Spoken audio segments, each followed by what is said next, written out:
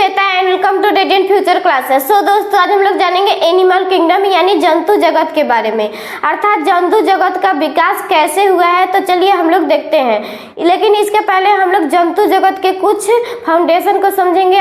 सबसे पहले हम देखेंगे एनिमल किंगडम यानी जंतु जगत। इसे हम हिंदी में जंतु जगत कहते हैं।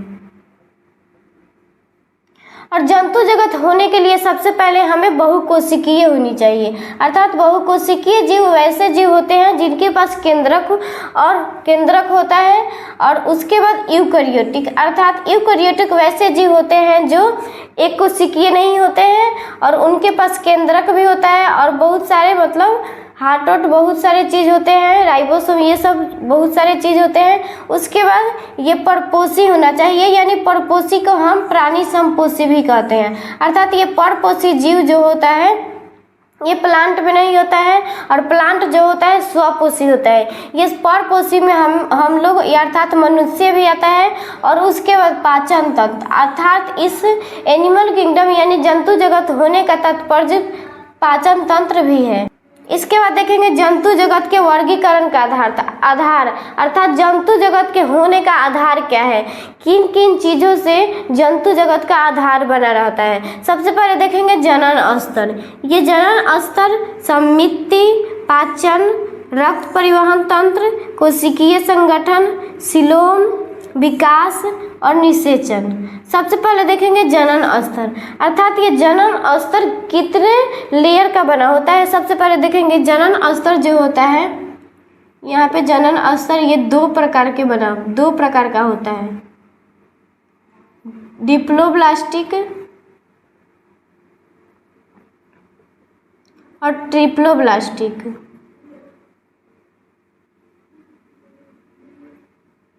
अर्थात ये डिप्लोब्लास्टिक वैसा होता है जिस जीव का जनन अंग दो लेयर से बना होता है, उसे हम डिप्लोब्लास्टिक कहते हैं। अर्थात इसका जनन अंग ये दो लेयर का बना होता है और ये ऊपर वाले को हम एक्टोडर्म कहते हैं और अंदर वाले को हम इंडोडर्म कहते हैं। उसके बाद देखेंगे ट्रिप्लोब्लास्टिक, अर्थात वैसे भी कुछ जीव हैं जिनका जनन स्तर 3 लेयर का बना होता है। यहाँ पे 3 लेयर का बना होता है। सबसे पहले बाहर वाले को एक्टोडर्म कहते हैं और बीच वाले को मीजोडर्म और अंदर वाले को इंडोडर्म। ये हमारा जनन स्तर हुआ। उसके बाद देखेंगे सममिति, अर्थात ये जो सममिति होता है 3 प्रकार के होता है, बाइलेटरल, द्विपार्श्व सममिति,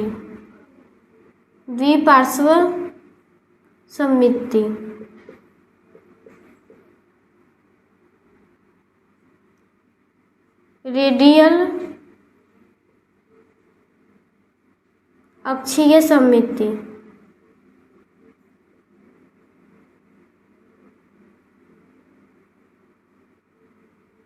एसिमेट्री,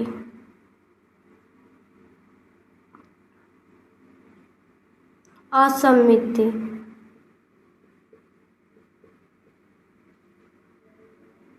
सबसे पहले देखेंगे बाइलेटरल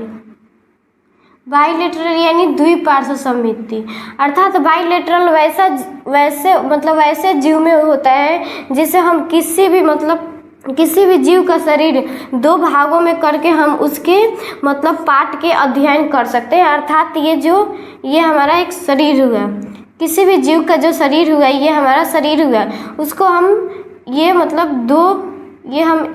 जैसे कि ये हमारा शरीर हुआ, मान लेते हैं ये हमारा शरीर हुआ, तो ऐसे हम एक भाग में इसको 2 भाग में अलग अलग करके हम इसे अध्ययन कर सकते हैं उसके पार्ट को, तो हम उसे बाइलेटरल कहते हैं। उसके बाद रेडियल, अर्थात रेडियल वैसा होता है जो ये जैसे ये शरीर हुआ तो इसे हम अक्ष से, अर्थात ये हमारा अक्ष होता है, ऐसे हम भाग में बांटते हैं तो ये हमारा अक्षीय सममिति होता है, अर्थात ऐसे हम मतलब अक्ष में बांटकर दोनों पार्ट को मतलब अध्ययन कर सकते हैं, तो उसे हम रेडियल यानी अक्षीय सममिति कहते हैं। उसके बाद एसिमेट्री, अर्थात एसिमेट्री वैसे जीव में जो होता है जिसका मतलब शरीर होता है उसे कितना भी टुकड़े में हम करके उसका अध्ययन अर्थात उसके अंदर वाले पार्ट को हम अध्ययन कर सकते हैं, उसे हम एसिमेट्री कहते हैं। उसके बाद देखेंगे पाचन, अर्थात पाचन भी होता है, दो तरीके से होता है। सबसे पहले देखेंगे यहाँ पे पाचन।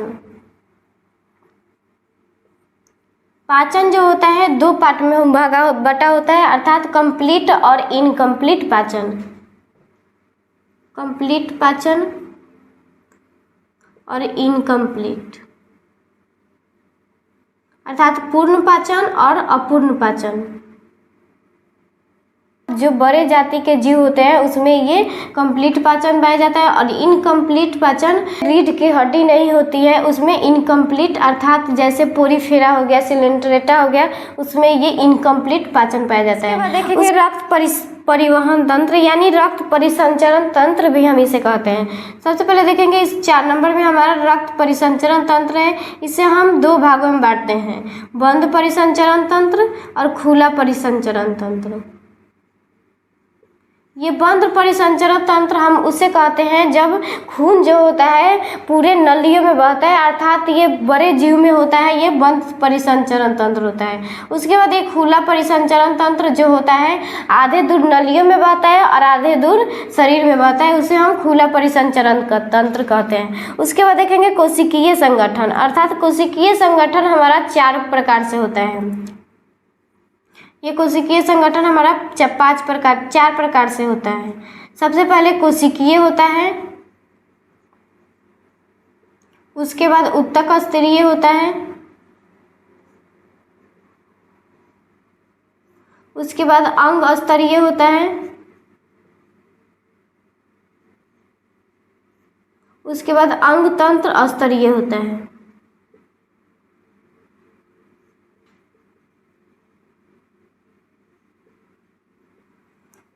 ये कोशिकीय संगठन में सबसे पहले हमारा कोशिका बनता है, हमारे सबसे पहले शरीर में हमारा कोशिका बनता है, उसके बाद उत्तक बनता है अर्थात उत्तक का निर्माण होता है, उसके बाद अंग का निर्माण होता है, उसके बाद हमारा अंग तंत्र यानी हमारा शरीर बनता है। इसके बाद देखेंगे सीलोम, अर्थात ये सीलोम जो होता है किसी भी जीव में आहार नाल और बॉडी वाल के बीच स्थान पाया जाता है, उसे हम सीलोम कहते हैं। ये सीलोम जो होता है 3 प्रकार का होता है, एसीलोम, स्यूडोसुलेम,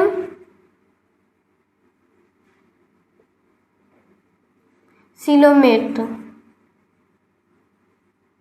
ये एसिलोमेट जो होता है इसमें आहार नाल और बॉडी वाल के बीच स्थान नहीं पाया जाता है, उसे हम एसिलोमेट कहते हैं। उसके बाद स्यूडोसुलेमेट जो होता है इसमें आहार नाल और बॉडी वाल के बीच स्थान नहीं पाया जाता है, लेकिन देखने वक्त हमें लगता है कि उसमें स्थान पाया जाएगा, लेकिन पाया जाता है लेकिन उसमें नहीं होता है। उसके बाद देखेंगे सीलोमेट, अर्थात सीलोमेट वैसे जीव होते हैं जिसमें आहार नाल और बॉडी वाल के बीच अधिक स्थान पाया जाता है, उसे हम सीलोमेट कहते हैं। उसके बाद देखेंगे विकास, अर्थात जीवों का विकास किन किन चीज़ों से होता है अर्थात कैसे होता है। सबसे पहले देखेंगे विकास। विकास जो होता है जीवों का 2 तरीके से होता है, डायरेक्ट और इनडायरेक्ट। डायरेक्ट और इनडायरेक्ट।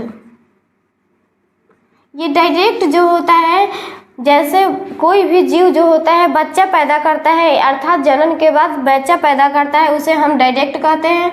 और इनडायरेक्ट हम कहते हैं, उसे हम कहते हैं जो सबसे पहले अंडा देता है उसके बाद उसमें से बच्चा निकलता है, उसे हम इनडायरेक्ट कहते हैं। उसके बाद देखेंगे निषेचन, अर्थात निषेचन भी हमारा जीव जंतु जगत में महत्वपूर्ण होता है। सबसे पहले देखेंगे निषेचन।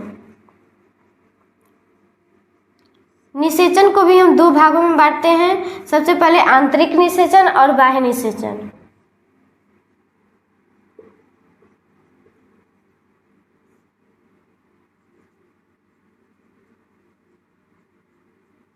आंतरिक निषेचन हम उसे कहते हैं जब मादा शरीर के अंदर अर्थात मादा शरीर के अंदर जब निषेचन होता है तो उसे हम आंतरिक निषेचन कहते हैं। बाह्य निषेचन हम उसे कहते हैं जब मादा शरीर के बाहर अर्थात मादा शरीर के बाहर जब होता है निषेचन, उसे हम बाह्य निषेचन कहते हैं। इस वीडियो को लाइक करें और ऐसे ही वीडियो के लिए चैनल को सब्सक्राइब करें। Thank you.